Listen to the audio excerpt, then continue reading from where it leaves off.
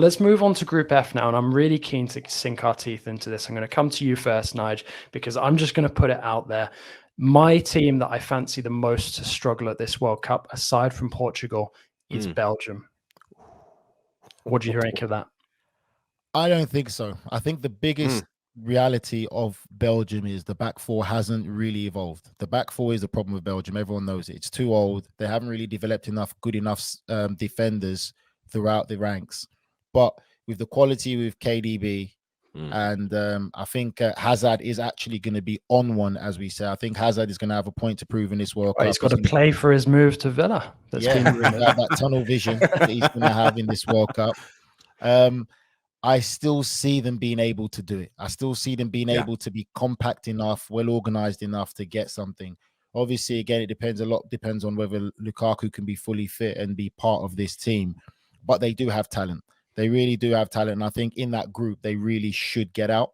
Yes, defensively, they're not as strong. I think Croatia, for me, are the strongest team in this group. But you do expect Belgium to be the nearly boys again. Get out the group, and then that's about as far as they'll get. Yeah, I look at the talent, and JJ, you mentioned a player who I'm really excited about, Trossard at Brighton. There's just a wealth of talent. Dendoncker as well, Villa shout, it's customary on this show with JJ and NRC. There's just a wealth of talent that when you need someone to get you out of a pickle, you just go to the bench. You look down the bench and you pick a name.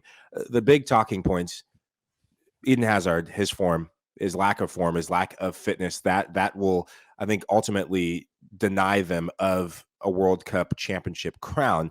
But Romelu Lukaku will be fit. I think that's been a big reason why he hasn't played as many games. I know the quad injury has been hindering a bit, but I think purposely as a player, when you have the World Cup around the corner, you have your eye on the biggest thing you prioritize, which is the World Cup over club football. I think he will be fit and he will thrive under the service of Kevin De Bruyne, arguably the best midfielder in the world. Arguably best midfielder.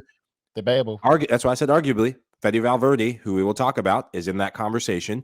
But there's too many weapons for this Belgium team. Defensively, the question mark I have is how many goals can they really put a stopgap in some of the goals they've given up in the Nations League? They've given up more goals than I've ever seen them give up in the last 8 years. I expect them in this group to have high scoring games. They're a team that will thrive off of beating you 3-2 than if it's 1-0 affair. Yeah, I mean, it's, there's a lot of interesting points to this Belgian debate moving into the tournament. I also saw that Jason Denayer has been called up as well to the squad. I think there's potentially some concern over Vertonghen's fitness. And that, again, just goes to show, that there are these concerns over the age, certainly in terms of the defense. And it does feel like it's going to be a busy tournament for Thibaut Courtois as well. Now we're going to move on, and I'm delighted to actually move the chat on to Canada, because I've seen that there's a lot of love for them already in the comments that have been coming in. Matt Osmond, was saying just a moment ago, come on, Team Canada. Now I'm going to be dropping a piece later this week of the sort of dark horses to look for in each group, and I'm going for Canada in this group because I feel that they could spring a surprise and actually end up finishing second. Now Mike is nodding his head. Am I right in feeling that you agree with me? Yeah, I was just thinking we have someone on this show co-host who I think that's his second national team just by experience, Mr. Nigel Coker. Nige, before I go, do you want to add anything to Canada? What? Jesus Christ. No, I think for me, like Mike, I think one of the comments was that Canada could be the Iceland of this tournament, which is so true. I think what I like about Canada is how they've gone about it. They've really gone out there. They've improved their scouting network, and they've gone to inner city Canada itself and got these talent. These kids are fearless. They've done fantastically well. And let's be real, when it comes to when you talk about opportunities and also facilities, there's no way Canada should really be the top of the CONCACAF, as they have dominated more so than America. I spoke to one of the young lads in the team, Sam Anakubi, a young boy that I know from playing at the Whitecaps, took under my wing. Hopefully we'll get him on the pod. I know they're playing against Japan in a friendly tomorrow. Top kid. Great kid, great attitude. I think all the Canadian kids have a great attitude. I think my thing with the Canada thing is, yes, there are dark horses in this group. The biggest thing for me is it's the messaging that's going to come from the manager and the coaches. They've really got to go into this tournament with no fear and an attitude to say that no one expects anything from us, but how great will that be when we prove people wrong? And it's not letting the World Cup occasion get the best of them where they're too busy soaking up the atmosphere and soaking up the World Cup.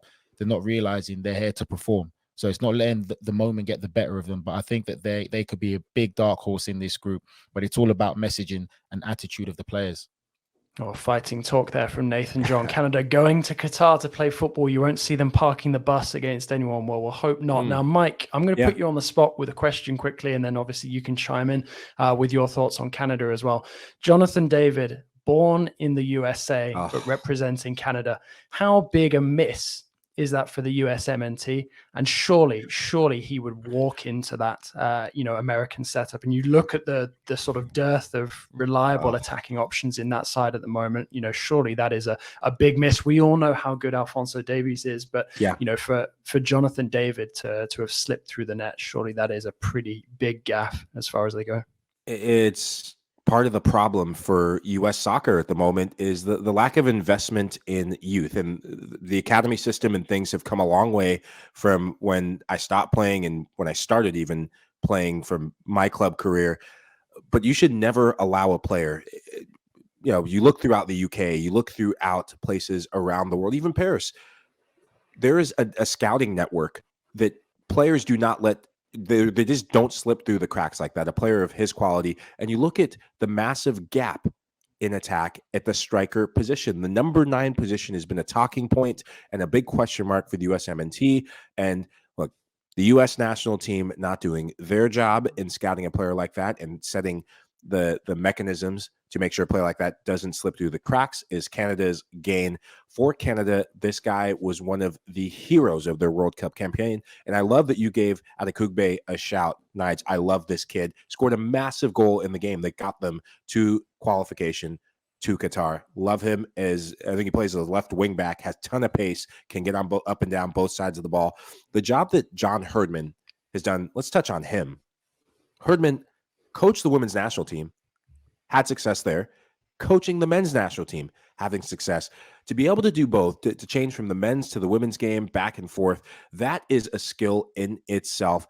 The one commonality that I see, he's a unifier. He's a motivator. He brings that nationalistic sense of pride of what it is to be Canada. And I think that nationalism is something to keep an eye on because these players, they're young, but a lot of these players are playing at a high level. Eustáquio plays at FC Porto. Players are making moves to put themselves in the best possible situation to have the best club experience to thrive at the World Cup.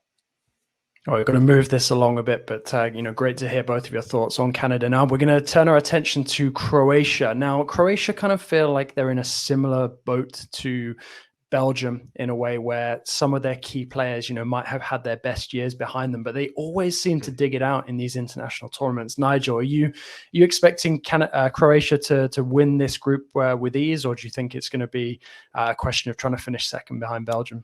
I think it's the quality aspect of Croatia. I'm expecting them to win it because they're a good team from front to back, as always. You talk about the team element, but they have quality on the pitch. And it's not just about work rate, running hard and all that. There's the balance that comes with it, JJ. And when you look at Croatia, they've got so much experience, but they've got quality to punish you in the right moments. They're going to be well organized, as they always are. Defensively hard to break down, but they've got also a great attacking element. And they are a very well balanced team. And I look at them to win that group because of the quality and the experience that they have. Well, obviously, they'll be hoping that Luka Modric turns the clock back once more. They did win, as was pointed out in one of the comments in their friendly against Saudi Arabia. Now, Mike, final team in the group, Morocco. I don't think any of us are in any doubt about the potential of this squad, but are they going to get it together? Could they potentially pull off a shock, or do you feel like there's just going to be too many of the same old issues that come back and bite them? I think same old issues. You've had infighting leading up to this World Cup between the manager and Hakim Ziyech, a player who isn't getting minutes for Chelsea and is miserable right now. Could be his revenge game against some of these teams, a player who has the quality. Hakimi, he is the talisman of this team, but he's a guy who's not a captain material. He's not a leader. He's still quite young. I just think this 3-4-3 formation that they play leaves them very vulnerable on the counter. And I see them leaking goals in this World Cup and finishing last.